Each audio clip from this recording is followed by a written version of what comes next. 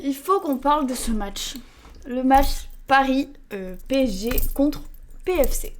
Hein, on va pas trop en discuter non plus parce que sinon je vais être un petit peu contrariée, mais bon, c'est ok.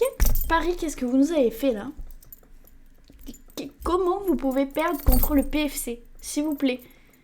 Déjà, moi j'ai pas compris la décision de l'entraîneur. Bon, je l'adore, hein. Vraiment Luis Enrique, je t'aime. Il est très très bon, mais pourquoi sortir Kvara? Pourquoi? Alors que c'était lui qui faisait quasi le plus qui a eu le plus d'occasions et qui a été bon, qui a été présent sur le terrain. Pourquoi le sortir? I don't know. J'ai pas compris, mais c'est ok. Écoutez, on va lire un petit article aujourd'hui justement sur ce match. J'ai encore mal au cœur, mais c'est ok. C'est totalement ok. C'est pas celui-là.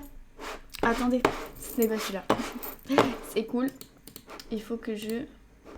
Ok, on va faire ça ensemble, ça ira plus vite. Ok, il est là. Coupe de France. Le PFC signe un exploit en éliminant le PSG en 16e de finale. Bah ouais. Le PSG a connu lundi le premier accro majeur de sa saison en se faisant éliminer dès les 16e de finale de la Coupe de France par le PFC. Aïe, je ne m'en remets pas, c'est horrible.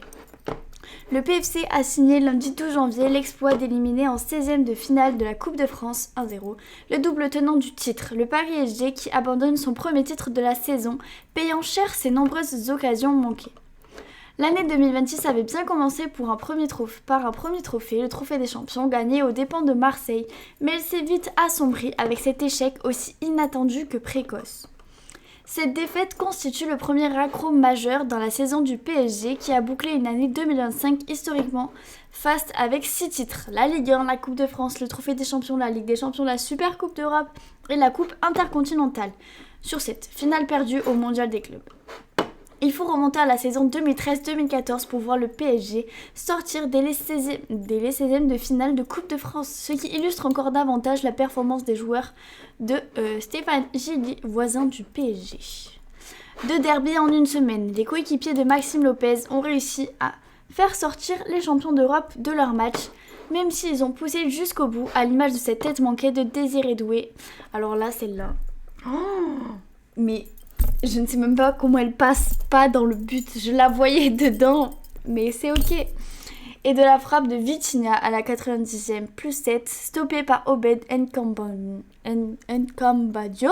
Très bon lundi soir. Alors lui, il faut vraiment mettre de la lumière dessus. Le goal du PFC a été incroyable. Hein, mais incroyable. Il a été très très bon. Il nous a sorti un match, mais d'où il sort ça, genre?